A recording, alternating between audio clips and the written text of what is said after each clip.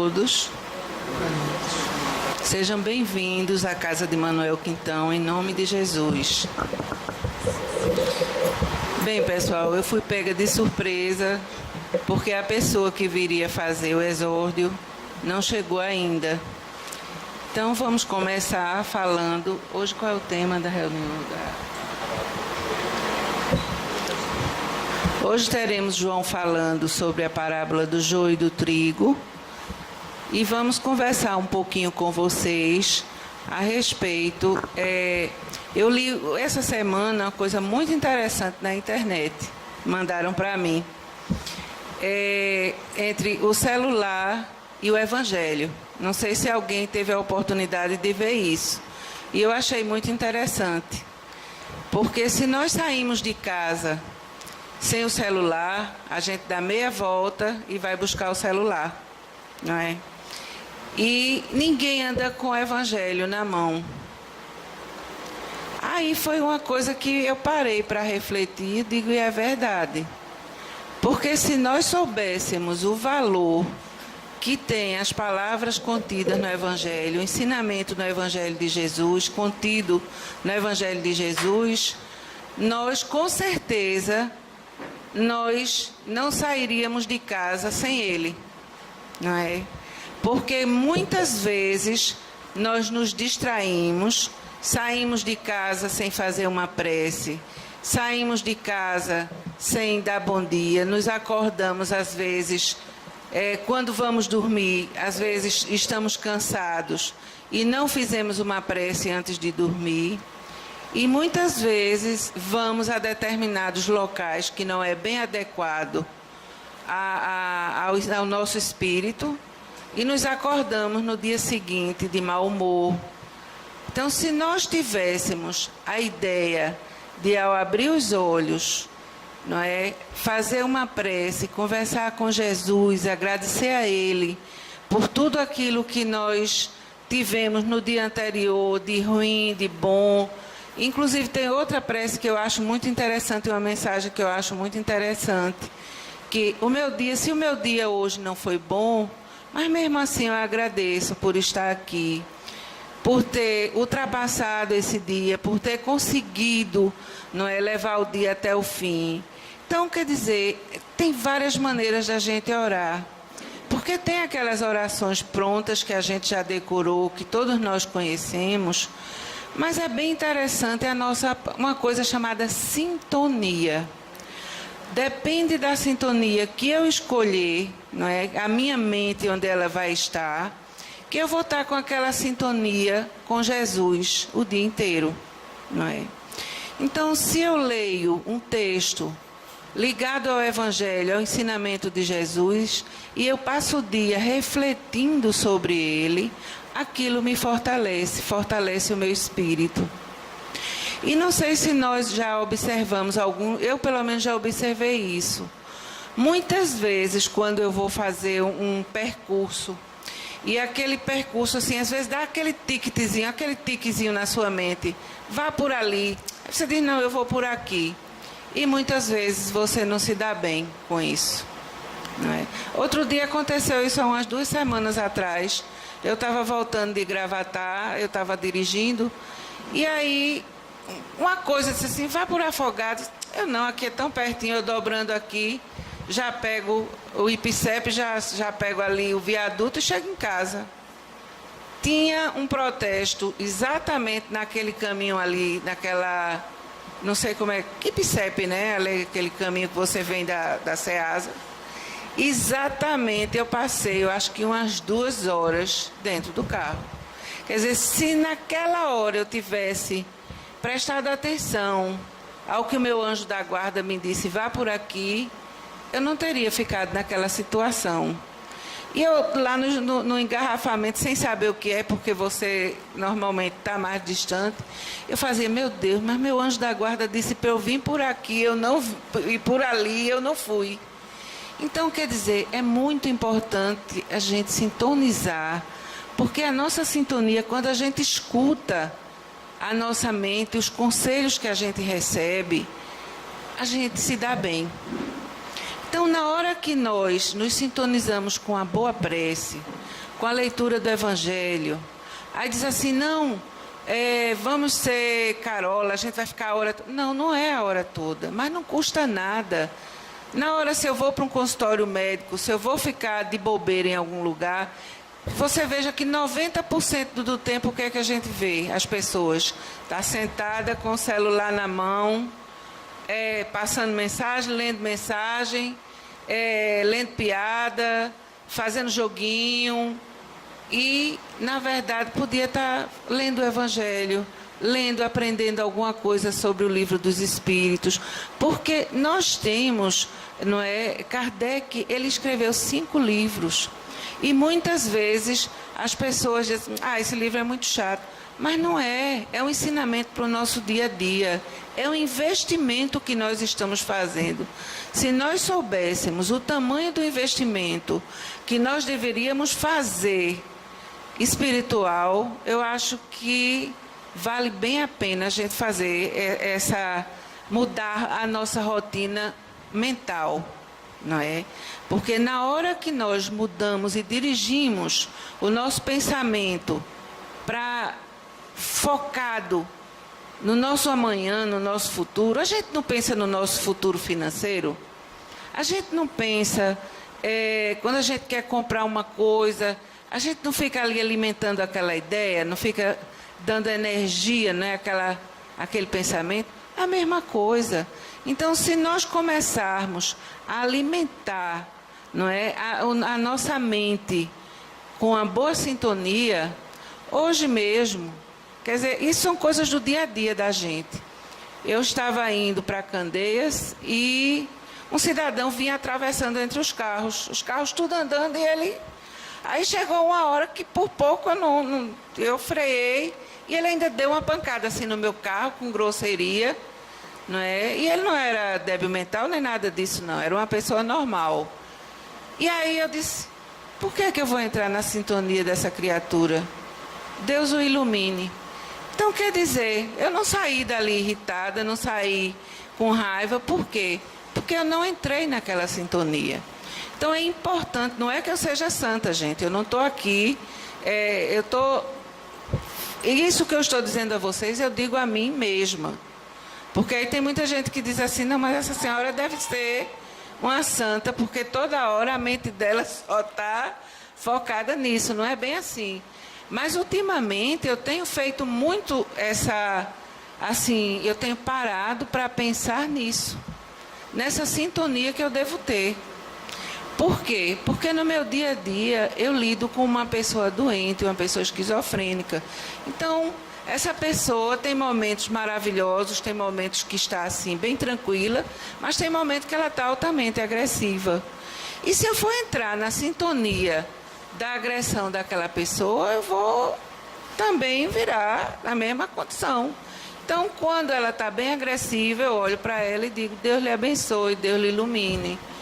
E vou mentalmente pedindo a Jesus que envie espiritualidade uma boa espiritualidade para ajudá-lo, entendeu? Então é importante isso. Se nós, no nosso dia a dia, começarmos a mentalizar de uma forma melhor, nós viveremos melhor com todos que nos cercam. Porque no nosso dia a dia nós temos 1000 motivos sempre para as pessoas chegarem com problemas. Porque só quem tem problema não sou eu, não é vocês que estão frequentando o Manuel Quintão. Todos nós, eu não conheço uma pessoa que diga, eu não tenho nenhum problema, tudo é maravilhoso na minha vida.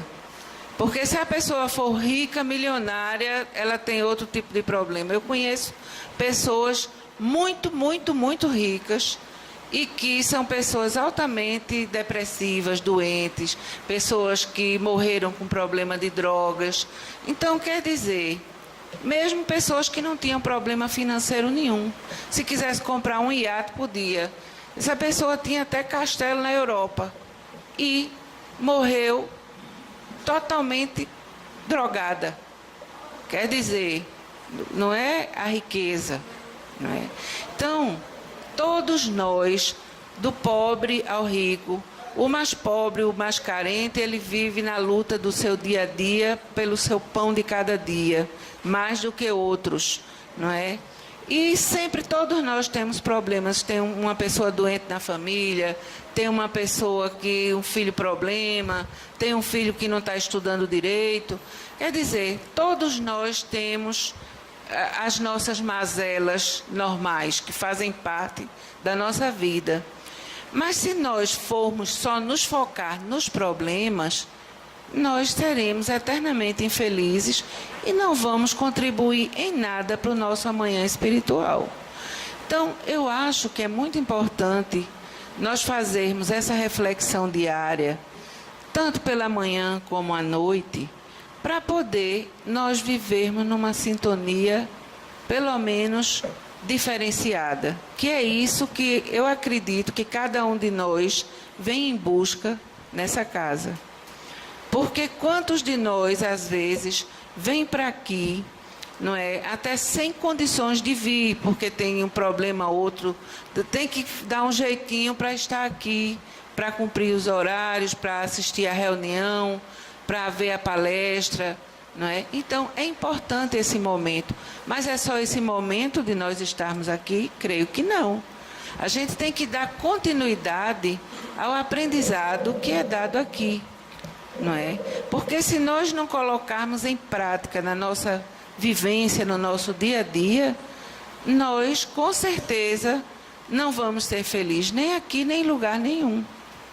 Então, devemos fazer do nosso dia a dia, do nosso momento, da nossa maneira de ser, vivenciar o quê? Uma boa sintonia. E eu acho que, começando pelo Evangelho, é a melhor parte. Se todo dia a gente lê um trechinho, mas não é só ler. Ler por ler, eu poderia ler até uma manchete de jornal e acabou. Mas é ler, refletir e procurar colocar em prática exatamente aquilo que foi lido, aquela mensagem que foi dada para a gente naquele dia. Bem, pessoal, vamos fazer a nossa prece e vamos passar a palavra para o nosso irmão, que vai falar hoje sobre o joio e o trigo. Não é isso, João? Tá bom, vamos fechar nossos olhos e vamos pedir à espiritualidade maior que nos ajude, que nos oriente, em nome de Jesus, Deus nosso Pai, Criador de todas as coisas e de todas as criaturas. Deus, sabedoria, esteja sempre conosco, esteja dando a cada um de nós aquilo que nós merecemos, e é necessário que nós tenhamos a compreensão que muitas coisas que nós passamos no nosso dia a dia faz parte exatamente daquilo que te pedimos, Senhor. Mas pedimos também que não esqueça de estar dando a nós, como foi dado, o nosso amigo espiritual que nos aconselha. E é importante, Senhor, que nós tenhamos olhos de ver e ouvidos de escutar, para que Ele possa nos aconselhar e nós estejamos preparados para receber o conselho. Fica conosco, Jesus, hoje, agora e sempre. Assim seja.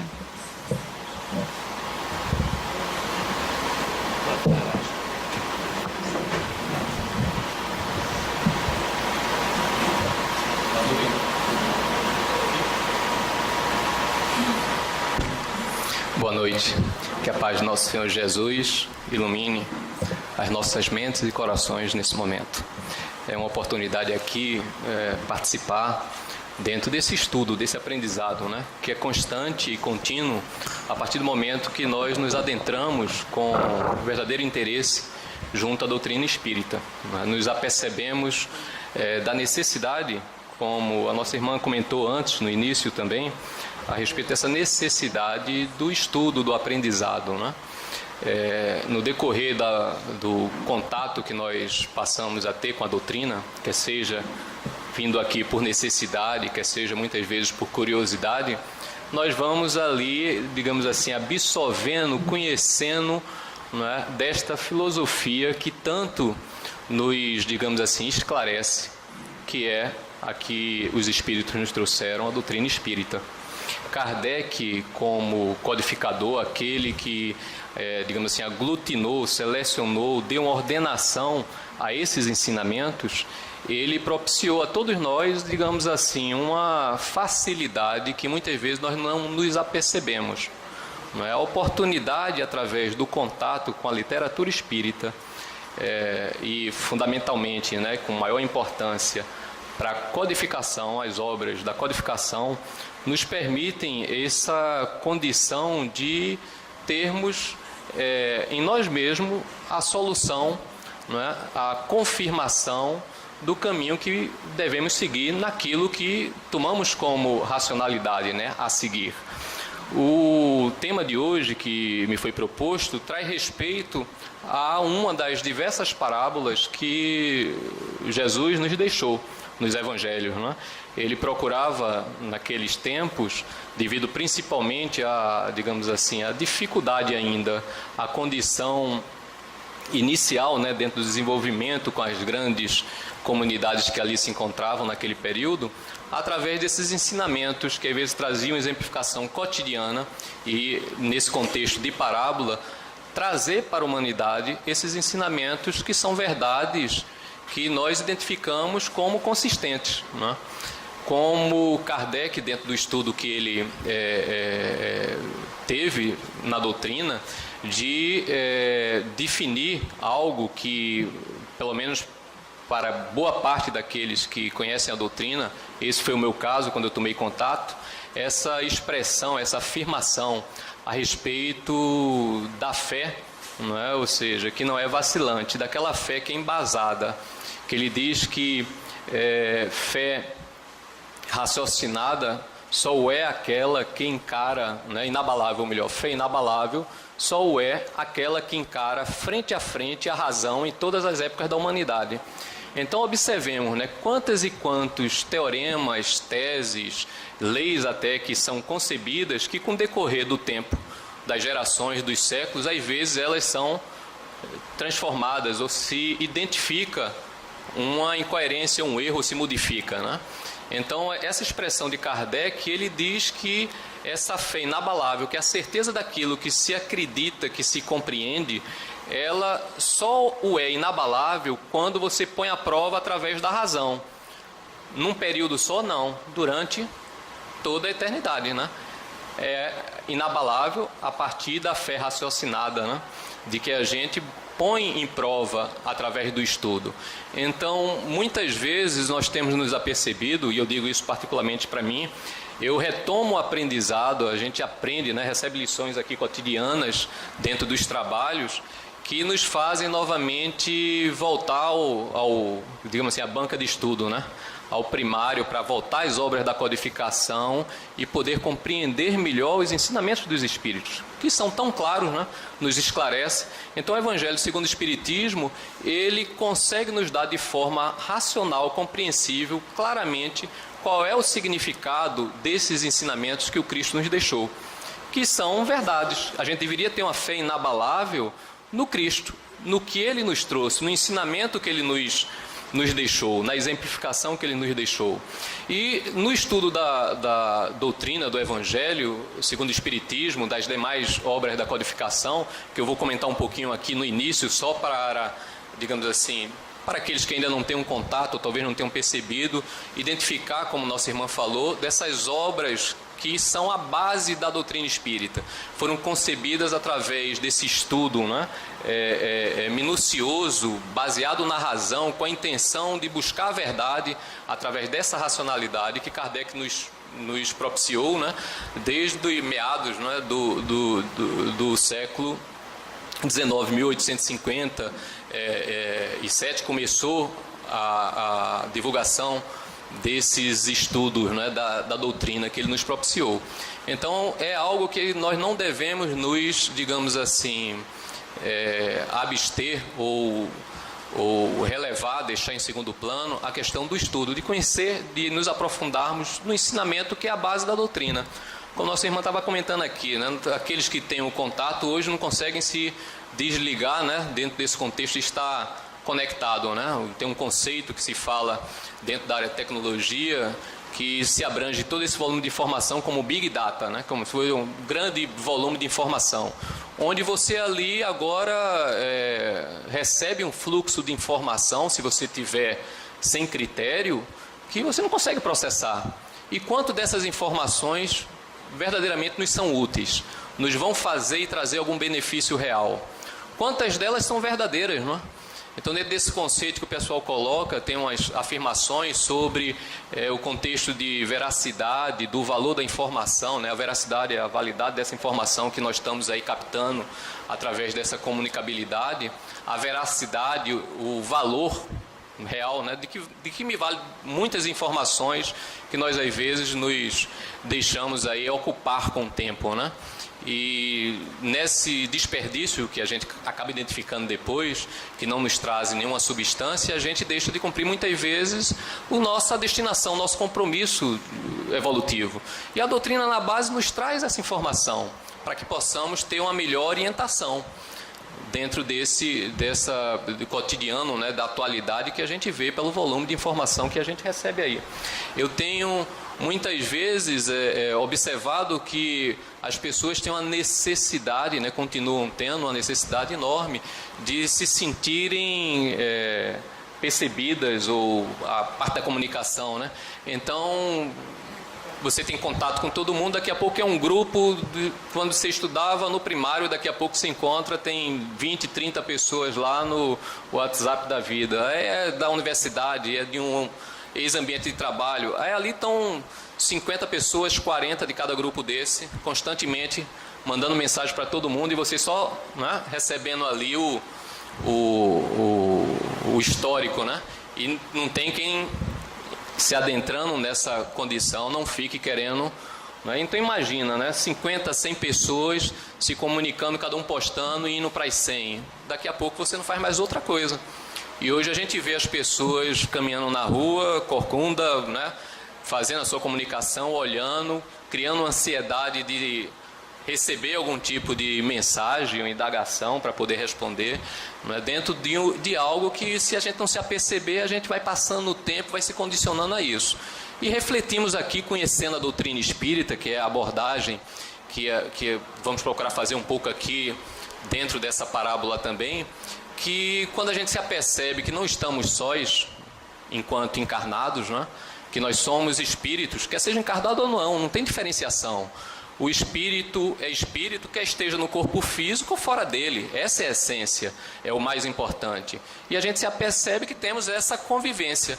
Quem são esses espíritos que nós vemos dentro das consultas, dentro desses tratamentos que às vezes são realizados, das comunicações? Nada mais são do que nós, de uma forma ou de outra, com mais conhecimento, com menos conhecimento. Nós não modificamos a nossa condição, a nossa essência, quando desencarnamos.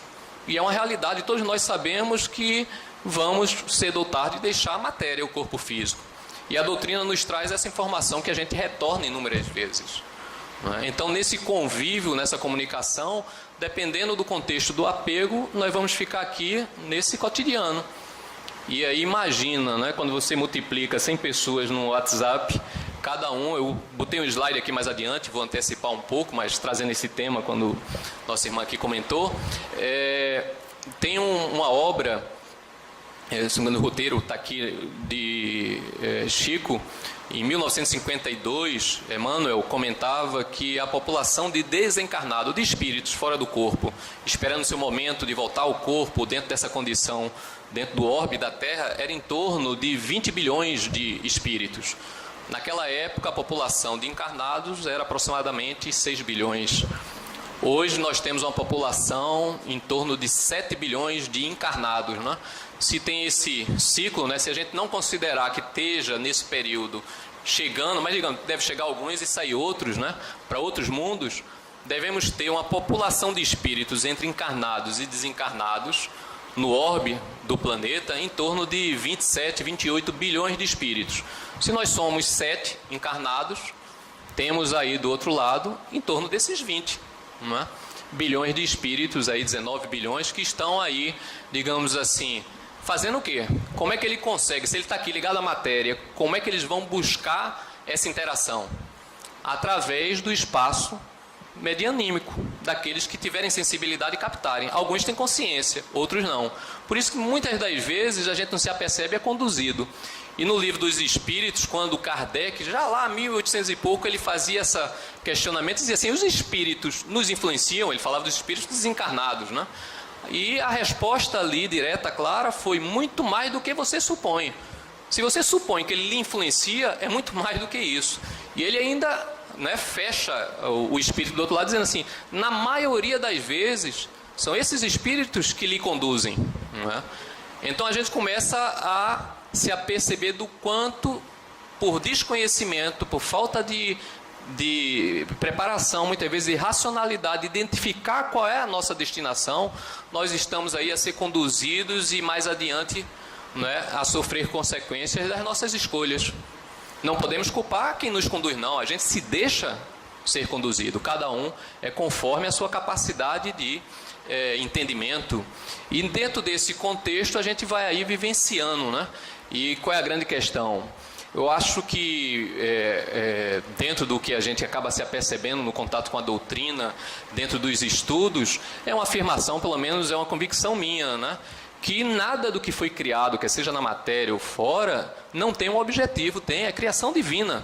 O problema, na maioria das vezes, é quando a gente usa indevidamente essa disponibilização, normalmente pelo excesso ou quando a gente vai prejudicar o outro. Ora, se eu tenho o benefício, por exemplo, de um copo d'água que sacia a sede, mas eu estou aqui com essa água e alguém chega e me tira a água é um benefício, mas ela está usufruindo de um benefício que pertencia a outra. Aí entra aquele, né? Você começa a ter um entendimento cada vez mais claro, racional dos mandamentos, que é preferível que eu não tenha esse estudo aprofundado, que eu simplesmente entenda e compreenda dentro da minha capacidade os mandamentos. Amar a Deus sobre todas as coisas, que é Ele que a tudo criou, é a nossa, digamos, o nosso amparo, a quem devemos essa condição de existirmos, né, de verdadeira vida, e vem a mesma, que é uma significação semelhante, que ele diz que é por onde se expressa esse sentimento de amor, é amar ao próximo como a si mesmo, é fazer ao outro que gostaríamos que nos fosse feito. E acabamos, na maioria das vezes, ainda alimentando as nossas imperfeições, não é, que é a base do egoísmo, do orgulho, que é o que o Cristo, a doutrina, nos coloca, que são os verdadeiros inimigos de cada um. Cada um tem que combater dentro de si essas imperfeições. Mas retornando um pouquinho aqui ao nosso tema, eu trouxe aqui, na realidade, a apresentação em cima de PowerPoint, só para ter digamos assim, um encaminhamento, um direcionamento. Mas aqui, como eu comento, eu peço desculpa àqueles aí que, porventura, identifiquem alguma falha aqui, mas a ideia, a intenção é exatamente falar um pouquinho sobre a base, o que a doutrina nos traz, para podermos adentrar ao ensinamento, né? Compreender o sentido da parábola, o significado da parábola, e inclusive compreender um pouco mais da doutrina. Como nós comentamos, a doutrina ela tem, Kardec aqui está mostrado dentro de um retrato, né, seu, e aqui tem os demais livros que compõem a codificação, esses 5 livros que foram comentados, né? E aqui verificamos exatamente o período, a partir do momento que Kardec, que não tinha nenhuma, digamos assim, nenhum interesse, nenhuma busca de se envolver, quer seja com religião, quer seja com esse estudo. Na realidade, ele foi levado dentro do questionamento científico, de buscar respostas, de entender, porque ele era um pesquisador, e tinha e tem obras que foram colocadas tanto na parte linguística quanto na parte das ciências, na parte da matemática. E quando ele se deparou com um fenômeno físico que ocorria e teve um período, né, no seu, digamos assim, apogeu, naquela época, principalmente na alta sociedade, na França, que eram as reuniões onde as pessoas se reuniam e faziam as mesas se movimentarem, produzir sons, às vezes a mesa levitar, não é? Então, na época, estava um estudo também, tinham eminentes pesquisadores e cientistas que estavam já acompanhando, estudando o que a gente conhece hoje como magnetismo. como efeito dentro do magnetismo. E Kardec, um homem de ciências, quando encontrou um casal amigo em determinado período, eles comentaram que tinham participado de uma dessas reuniões e que as mesas se moviam, né? Levitavam, levantavam a frente, colocava, fazia barulho, né? E Kardec não se mostrou, nem teve curiosidade, tanto é que ele levou quase um ano para buscar presenciar com esse sentido de observação, de pesquisa, os fenômenos, porque quando ele falou isso, ele disse, não, pode ser possível.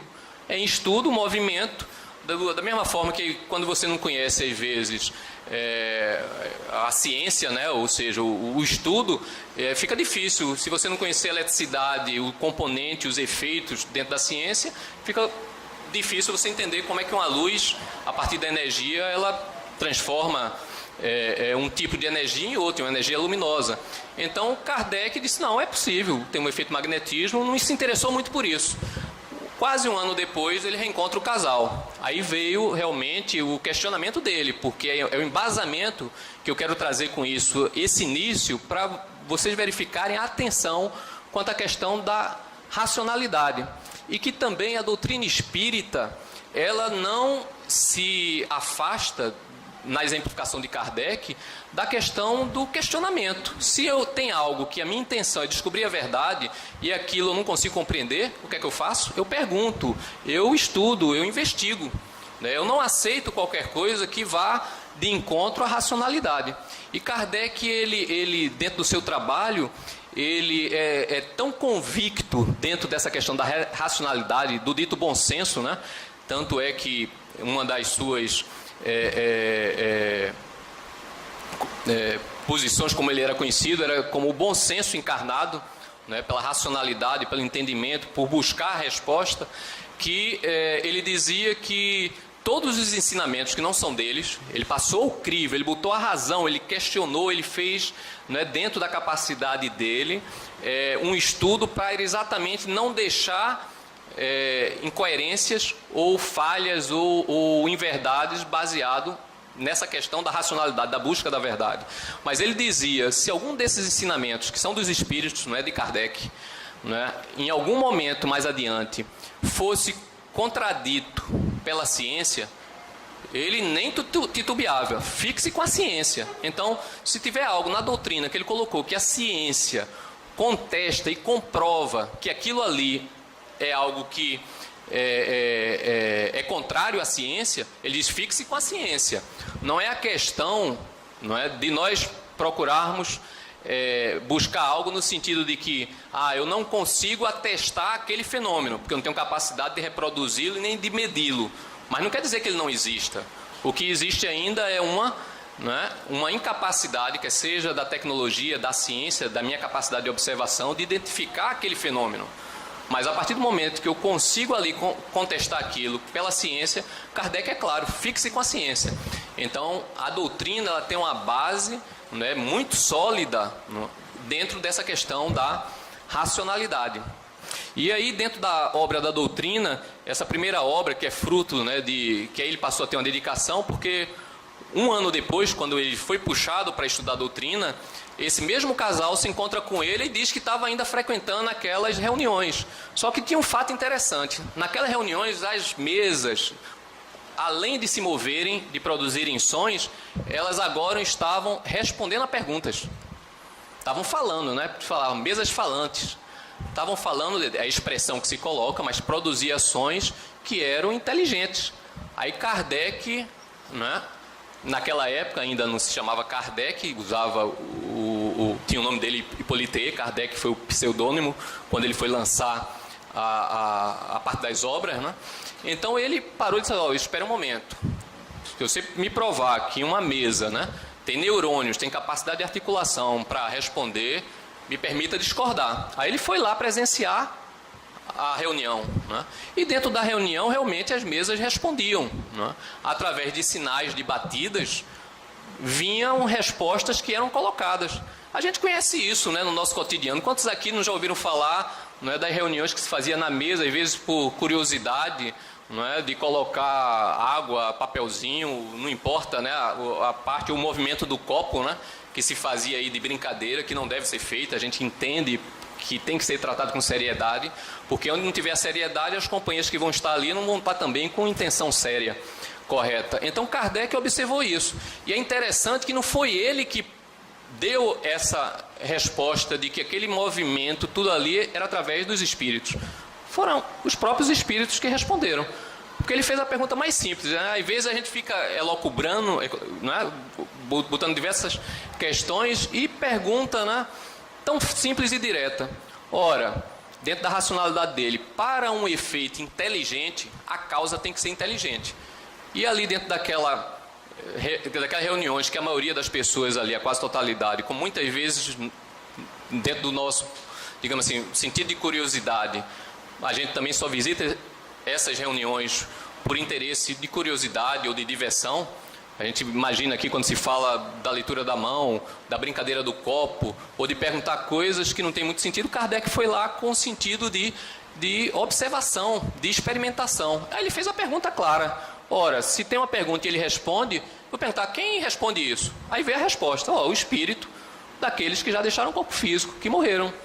Aí ali começa a resposta. Aí na época a comunicação era através de sons. Então tinha uma linha, né, do tipo, a letra A você bate 2 vezes, a letra B bate 3 vezes, e por aí vai para formar as palavras. Chegou um momento, né, que veio a resposta dizendo que existia a capacidade do médico de algo bem mais simples, que era a escrita mediúnica. Quem deu essa indicação também de fazer esse movimento? Os próprios espíritos. Chega lá e diz, isso aqui ainda é arcaico, é primitivo, vale a pena, é o desenvolvimento e o aprendizado, mas tem pessoas que têm uma sensibilidade que fazem um movimento. Antes da escrita propriamente dita, a experimentação era como? Era um cesto, um lápis, e o cesto, com as pessoas colocando assim, começava a mover e escrever. Né? Aí todo mundo pega aquele fenômeno, né? Se apega às vezes no exterior, nesse contexto, né? No objeto, que também a doutrina nos mostra que isso às vezes, na maioria das vezes, é desnecessário. Nós ainda temos esse contexto de, para acreditar em algo ou desenvolver, a gente precisa ter a materialidade, né? Ou seja, de observar. E não, ele diz assim, olha, não é preciso isso não, se você tiver um médium, tiver o estudo, a preparação, você vai fazer a psicografia ali direta. Vai ser muito mais produtivo. A gente conhece hoje a psicografia, né, que é feita, Chico Xavier, para quem já viu algum vídeo ou teve a presença, vê lá a quantidade de psicografias que ele ali escrevia numa condução rápida, era folha atrás de folha. Não é? Então, é importante a gente conhecer essa origem para ter uma base, um embasamento, um entendimento, e aí sim a gente vai estar sempre construindo essa base sólida, para tudo que nos aconteça a gente vai se apercebendo. Mas o fenômeno espírita, ele veio a partir da época de Kardec? Não. Tem aí na história da humanidade, né, quantos relatos desse caso com Cristo, né? Aí vem novamente dentro dessas obras, vou comentar um pouquinho dela, como eu falei, foi a partir de 1857. O primeiro livro, a abertura, que é a base da filosofia espírita, que é o Livro dos Espíritos, 1019 perguntas. Então a melhor forma de você esclarecer uma dúvida ou ter algo que, né, lhe tire aquele tipo de desinformação é perguntando. É a coisa mais simples. Tem uma pergunta, naquelas 1019 perguntas, será que não tem muitas delas que eu fico buscando, indagando aos outros que está ali, desde 1857, e que a gente fica querendo inventar novamente, não é, como se diz, a roda, recomeçar quando está ali tão bem colocado. E ali ele vai fazendo essa exemplificação. Então temos o Livro dos Espíritos, Livro dos Médiuns, o Evangelho segundo o Espiritismo, o Céu e o Inferno e a Gênese. Tem outras obras complementares, tem uma obra que dá um resumo desse para aqueles que às vezes não tem muito tempo ou não tem muita disposição de estudo mesmo, que é um resumo que ele colocou, que é muito bem digamos assim, feito dentro desse embasamento, que é uma outra obra chamada O que é o Espiritismo, também uma obra de Kardec. Mas a doutrina, a base, são esses 5 livros que compõem a codificação. Algo interessante, importantíssimo a gente ter a convicção, porque quando estudamos a doutrina, o Kardec ele já vivenciou quantos e quantos contraditores, não é? Que colocavam ele ali na base da razão. Ele não é contra nenhuma informação que venha questionar o ensinamento dos espíritos. Muito pelo contrário. a base, o que ele quer, é que ela tenha uma base sólida. Essa base sólida só vem a partir da racionalidade quando questionam. Tanto é que Kardec recomenda, inclusive, nos centros, que se tenha à parte uma biblioteca com obras que questionam o espiritismo, para que as pessoas, não é, ou seja, trabalhem, exercitem a sua capacidade de racionalidade e de entendimento. E é assim que a gente deve proceder. Não devemos aceitar qualquer coisa simplesmente porque vem de uma fonte A, B ou C. Eu tenho que passar para o crivo da razão. E é importante essa continuidade do estudo, né? Mas assim, para aqueles que já estão na doutrina, é necessário que tenhamos já pelo menos esses pontos de compreensão, que são os princípios básicos do espiritismo, né? Que compõem a sua filosofia, que são Deus.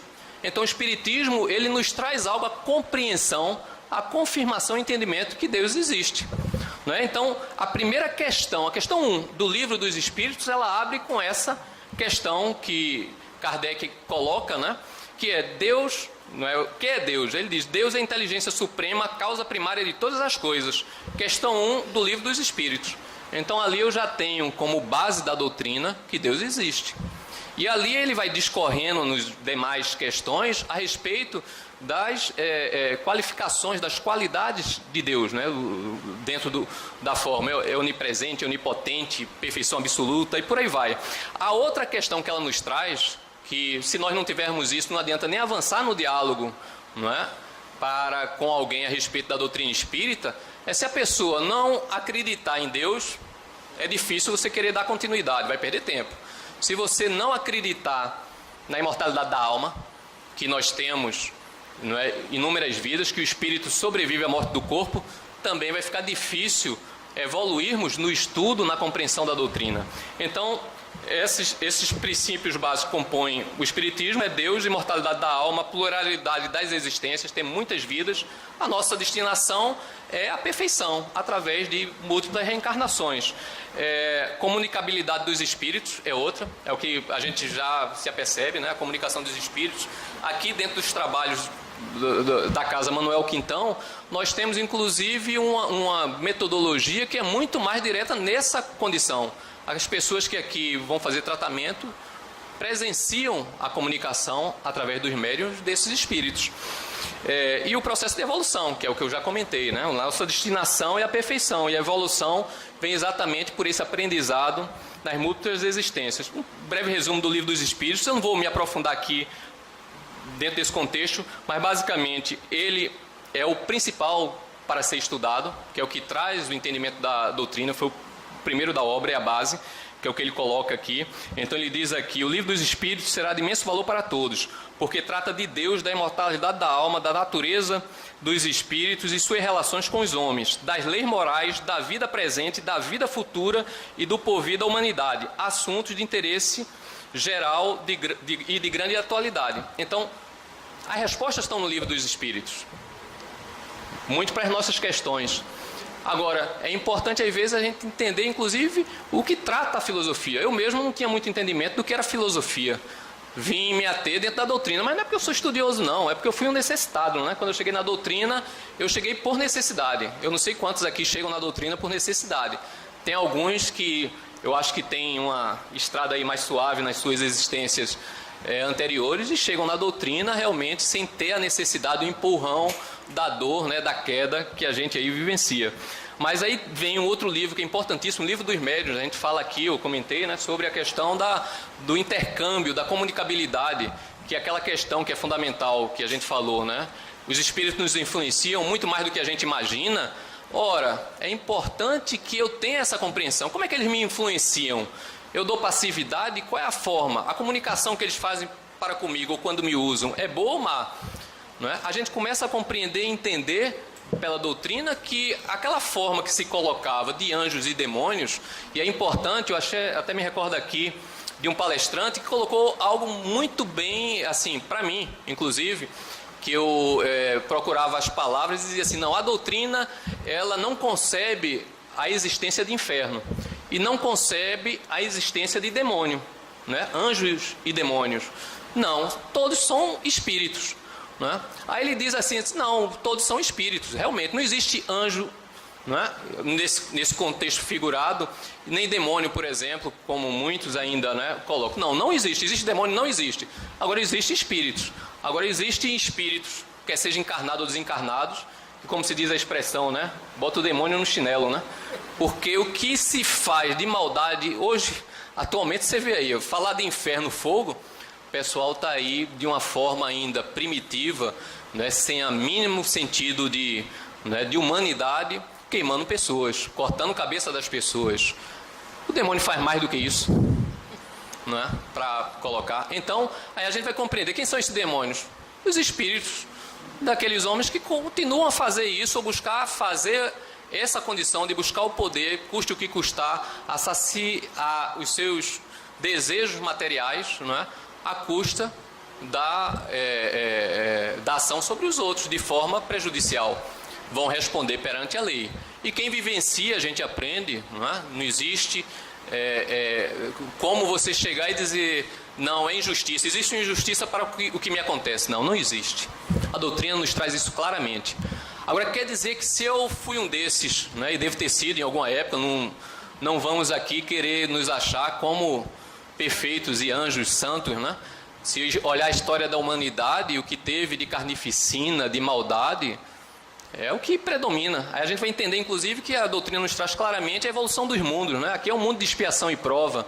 Então estamos ainda nessa condição. Então lá atrás, com certeza, eu devo ter torado cabeça, tive cabeça torado, toquei fogo, né? Roubei, falseei, traí. É uma condição da nossa imperfeição. A não ser que alguém aqui consiga se avaliar na sua atual existência e diga que é um exemplo como foi o Cristo. Porque se a gente observar, não é, muitas vezes, e esse é algo que, às vezes, na doutrina espírita, a gente é levado a digamos assim, não digo deturpar, mas ainda ter aquela imagem de querermos ser santos ou fazer os outros de santos, né? Mas a doutrina, ele diz que o verdadeiro espírita não é aquele que é santo, não. É aquele que se esforça dentro da sua capacidade de se melhorar a cada momento. O verdadeiro espírita, que é o verdadeiro cristão, é aquele, não é, que continuamente trabalha para se livrar das suas imperfeições. Então a gente pode até avaliar, diz, não, eu tenho um exemplo, São Francisco de Assis, não é, que a gente vai lá e olha e diz, pô, é um exemplo. Tem histórias aí que vêm das reencarnações dele. Mas São Francisco de Assis teve um período, antes dele mudar, que ele foi guerrear. Foi prisioneiro de guerra, quer dizer, foi tentar matar né, porque na época, na Itália lá, os grupos se degladiavam e ele foi aprisionado. A partir dali é que ele entendeu o significado e teve o chamamento para o compromisso dele, para a missão dele. E aí, é outra história. É o que a gente tem que se espelhar. Mas não vamos tomar essa ideia de santidade nesse nosso processo de caminhada. Aqueles que têm contato com a doutrina, uma exemplificação que nos traz aí informações, ora, os livros de exemplificações, se a gente diz assim, tem a codificação, mas tem as obras que complementam essa codificação com experiências atuais, práticas, são as obras de Chico, que André Luiz nos traz. Mas vê a história de André Luiz. André Luiz era um espírito evoluído quando ele deixou a última existência, quem assistiu o filme, quem leu o livro, né? Será que a gente vai estar em melhor condição do que ele? Né? Por isso que às vezes diz assim, vai depender do nosso esforço, da nossa mudança. Agora, ele com certeza é um verdadeiro espírita, porque compreendeu a capacidade que ele tinha de melhora, de botar e afastar os enganos, o apego à materialidade e superar, por vontade própria, esse processo de caminhada evolutiva. Todos nós temos essa oportunidade, por mais que estejamos daqui para trás, não é, falhos, não é, sem estar dentro desse contexto. Mas vamos caminhando aqui, senão acho que já não vai dar. Aí tem um livro, Evangelho segundo o Espiritismo, que também nos traz exatamente a compreensão das máximas que o Cristo nos deixou através dos seus ensinamentos na questão moral. Isso é inquestionável. E aí tem esse entendimento do tema de hoje. Tem uma obra, O Céu e o Inferno, que também é de digamos assim, um acréscimo para a nossa compreensão de grande importância, porque ele demonstra já lá naquele período, quando ele chamava, né, dentro dos estudos, aqueles espíritos, como eles estavam a partir do que eles faziam enquanto encarnados. Você quer saber qual é a condição de um espírito suicida? Estuda O Céu e o Inferno. tem um relato de um suicida. Quer saber a condição daquele que acha que alguma coisa na materialidade, nossa irmã aqui comentou, de riqueza, vai ver a condição dele se ele não fez bom uso da riqueza para o próximo, que é o mandamento maior. Ou seja, aqui você consegue enxergar a tua destinação a depender da comparação. E não tem como enganar. Enganar a gente engana aqui, né? Uns aos outros, burla, mas para os espíritos, para a lei, não tem como. Então, é uma obra de suma importância e ele aqui coloca. Então, ele diz aqui, ó, mostra fatos, quer dizer, ele diz assim, divide-se em duas partes. A primeira estabelece um exame comparado das doutrinas religiosas sobre a vida após a morte. Mostra fatos como a morte de crianças, seres nascidos com deformações, acidentes coletivos e uma gama de problemas que só a imortalidade da alma e a reencarnação explicam satisfatoriamente. Kardec procura elucidar temas como anjos, céu, demônios, inferno, penas eternas, purgatório, temor da morte, a proibição mosaica sobre a evocação dos mortos, etc. Apresenta também a explicação espírita contrária à doutrina das penas eternas, né? Que é o que ele diz, a doutrina nos traz isso, não existe pena eterna. É o esforço de cada um dentro desse trabalho. E por aí ele vai comentando. Então ele diz aqui, ó, reúne exemplos acerca da situação da alma durante e após a desencarnação. São depoimentos de criminosos arrependidos, de espíritos endurecidos, de espíritos felizes, medianos, sofredores, suicidas e em expiação terrestre. Então, aqui, através desse estudo, você consegue compreender muitas vezes o que é que está lhe acontecendo no seu redor, né, dentro da sociedade, da família, as coisas que acontecem. Por que é que tem, às vezes, uma anomalia? Outro ponto importante, nós não podemos pegar uma exemplificação e achar que aquilo ali é a mesma coisa para todo mundo. Não somos Deus para saber o que cada um andou, digamos assim, semeando, né? Então, por aí vai. Aí vem a Gênese, que também é uma obra científica, mas o importante, a visão filosófica que a gente tem que ter da doutrina. A definição de filosofia literal do grego, né, do grego para filosofia, é amigo da sabedoria, ou amor pelo saber. Então, é a gente buscar, né, entender a filosofia. E a filosofia espírita é a busca desse conhecimento. Tem algo que Herculano Pires nos traz, que é importante retermos nesse conceito de filosofia, que ele diz assim, ó, síntese essencial dos conhecimentos humanos, aplicado às investigações da verdade. É exatamente o que Kardec buscou fazer. Tem um tríplice aspecto, normalmente todo mundo coloca, alguns questionam mais ou menos essa questão da doutrina espírita ser ciência, filosofia e religião. Aqui até quando eu peguei a determinação, botei uma interrogação, porque é para questionarmos. Algumas pessoas, às vezes, colocam as suas definições. Não quer dizer que esteja errado, não. É o grau de compreensão de cada um. Mas, dentro desse contexto de filosofia, algo que dentro dos estudos, do aprendizado, das leituras, nos traz a percepção é que a doutrina espírita, ela é eminentemente, dentro da sua base principal, filosofia, porque ela nos possibilita, dentro desse estudo que Kardec fez, né, para quem é uma pessoa de ciência, de materialidade, avesso à religião, quando se adentra a filosofia espírita, começa a trazer a compreensão que a religião convive com a ciência e são, né, complementares, tem sentido. A mesma coisa do outro lado, aquelas pessoas que julgam e só buscam a religiosidade, né, a partir do contato com a doutrina, conseguem afirmar, para ter essa base de racionalidade, que a ciência dá respaldo, aí sim é o entendimento de uma verdadeira condição de entendimento de Deus, de onde viemos, para onde vamos, da condição de perfeição que buscamos. Então aqui tem uma passagem, uma colocação que Chico nos traz, né, que quando ele diz que a doutrina, né, no caso de Chico, ele afirma, né, que a doutrina espírita é ciência, filosofia e religião. Ele diz, se tirarmos a religião, o que fica? Fica um corpo sem coração.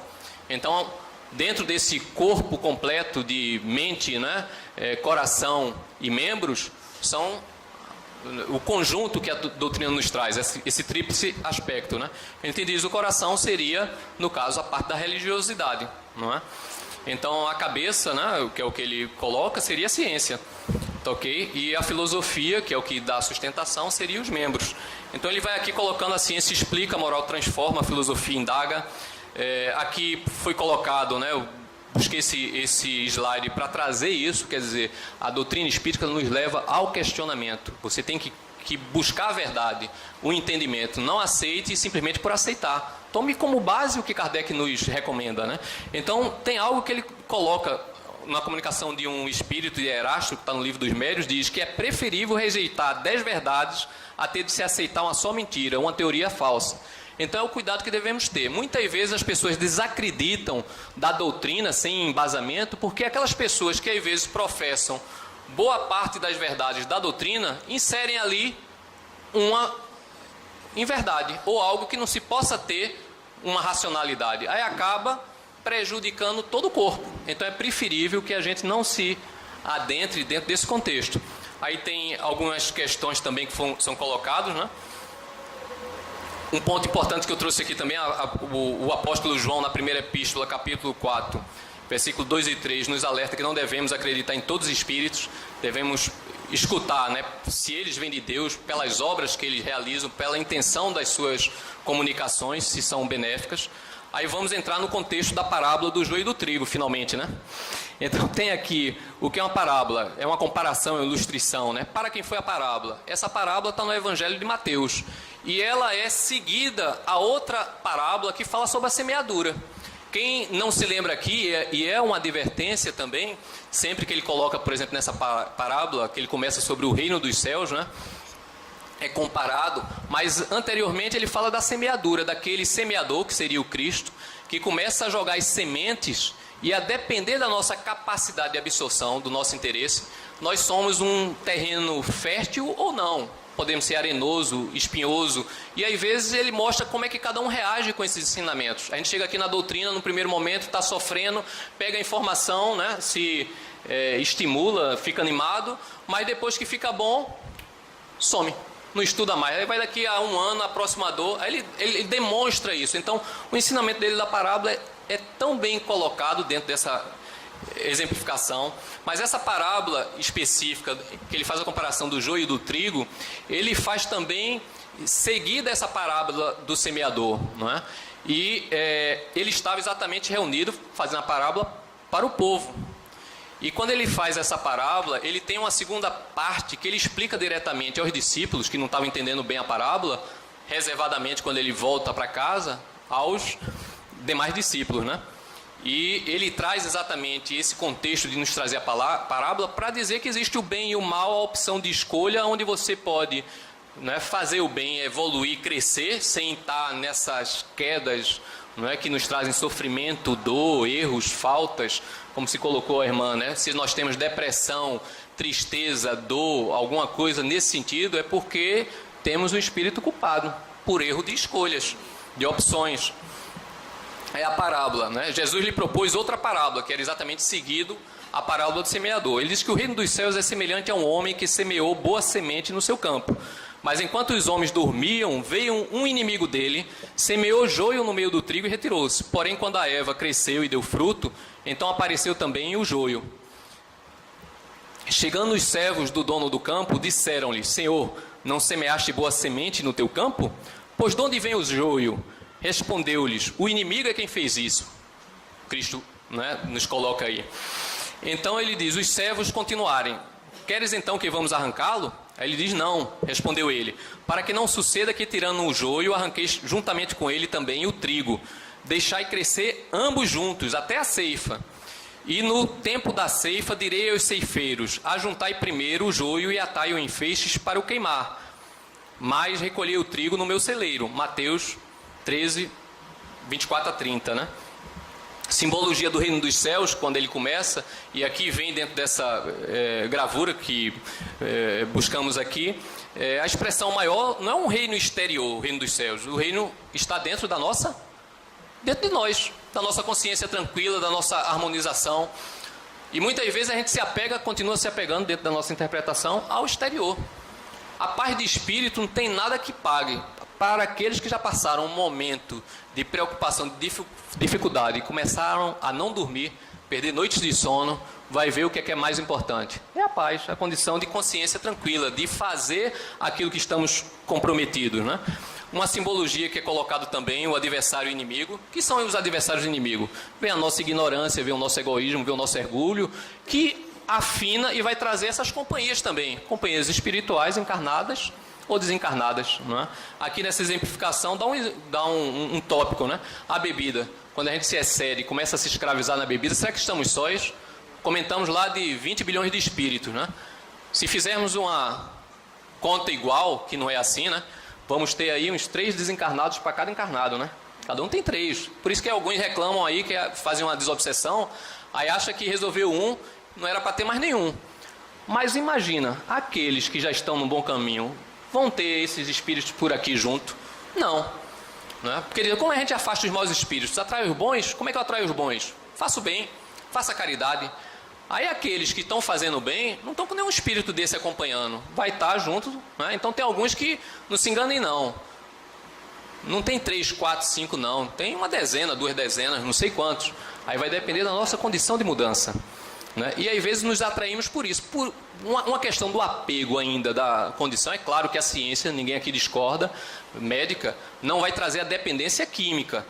Mas a dependência maior é muito mais da mente. Então, se eu, encarnado, não consigo me livrar da bebida, quando eu desencarnar, eu vou buscar alguém que vá beber, eu vou influenciar alguém a beber. Então, para a bebida, para a droga, para digamos assim, a exacerbação através do sexo ou da busca do pensamento, pode ter certeza que as companhias estão se agregando.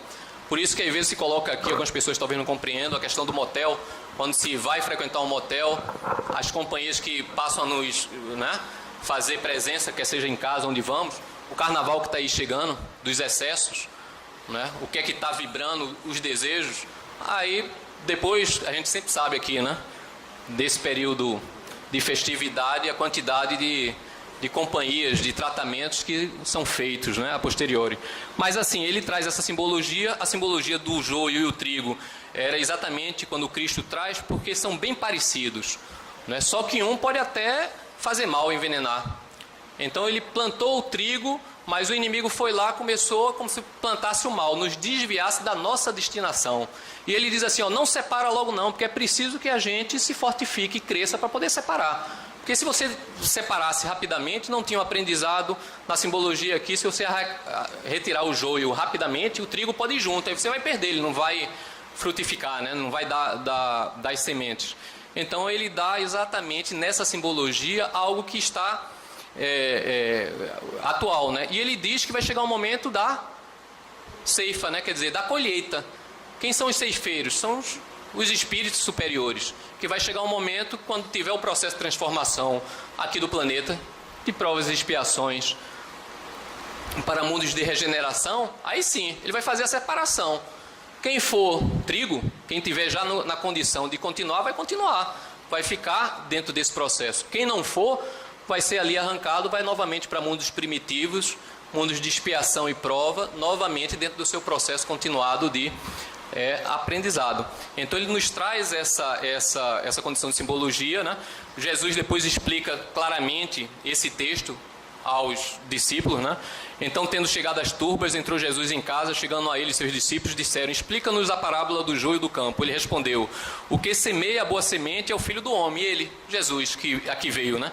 O campo é o mundo, a boa semente são os filhos do reino, os joios são os filhos do maligno, o inimigo que o semeou, é o adversário.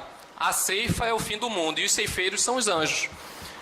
Pois assim como o joio é ajuntado e queimado no fogo, assim será no fim do mundo. O Filho do Homem enviará os seus anjos e eles ajuntarão do seu reino tudo que serve de pedra de tropeço e os que praticam iniquidade. Ele vai dizendo exatamente essa separação. Esse texto está muito condizente sobre a parábola, aqueles que buscarem estudar, do bode e das ovelhas, e a separação também.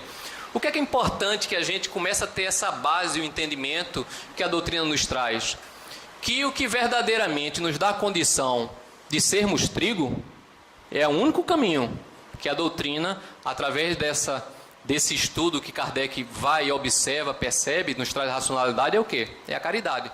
Por isso a máxima que a doutrina nos traz é fora da caridade não há salvação.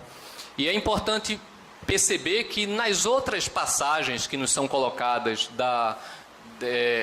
dessa parábola dos bodes, que ele diz assim, ele faz a separação que aquele que vai ser permanecer, vai estar junto a ele à direita, passar à direita, vai ser exatamente aquele que atender quem estava preso, vai visitar quem está no hospital doente, vai dar de comer a quem tem fome, beber a quem tem sede, vai vestir aquele que está nu, né? Aí o pessoal pergunta, mas quando é que a gente fez isso a você, Jesus, né? Ao Senhor? Quando fizesse isso a qualquer um dos pequeninos. E quem é que vai para essa ceifa, né, para o lado direito, para o lado esquerdo, e vai ter esse fogo na simbologia de continuar no mundo de expiação e prova? Todos aqueles que não fizeram. Então ele não está condenando, ele nem precisa condenar quem está fazendo mal. Ele está aqui alertando para aqueles que têm a capacidade de realizar o bem e não o fazem, se omitem, não é? Em nenhum momento ele está aqui batendo nisso. Ok. Então basicamente seriam esses os textos, né? Tem colocado alguns outros pontos, mas o que eu estava falando, fora da caridade não há salvação. Então esse é o tema, é a base que a gente deve se ater, e a doutrina nos traz em cima de racionalidade, não é? Passar a palavra à nossa irmã, já é passado um pouco do tempo, peço desculpa aqui a conduz, assim sim. Vamos pedir à nossa irmã Eva para fazer a prece de encerramento. Caríssimos, fechemos os nossos olhos para que possamos agradecer a Deus, nosso Pai, em nome de Jesus, por esta bendita oportunidade que temos do aprendizado este que se dá aqui entre irmãos, os que somos todos irmãos em Cristo Jesus, e agradecermos por todo o amparo espiritual. Obrigada, meu Deus, porque sabemos que somos amparados por uma pleiade de espíritos de escola que nos intuem, ajudando-nos, dando-nos a sabedoria e o discernimento necessários, os que são missionários de luz, emissários do Teu santo amor para conosco. Agradecemos, Senhor, porque nos ajudam a separar o joio do trigo. O joio em nossas vidas, caríssimos, representado pelo orgulho e o egoísmo, dos quais são oriundas todas as vicissitudes que ainda portamos. Que possamos, amados irmãos, cultivar o trigo representados pela justiça, pelo amor, pela caridade. Ajuda-nos, Pai amado, a fim de que possamos, desta forma, percorrer a senda reta do vosso caminho, através dos ensinamentos do nosso amigo, do nosso irmão e amado Mestre Jesus. Ajuda-nos, Senhor, neste intento. Recebe a nossa eterna gratidão e a nossa súplica para que sejas conosco, agora e sempre. Assim, passamos a palavra à nossa irmã, para que dê por terminada a primeira parte dos trabalhos da noite de hoje.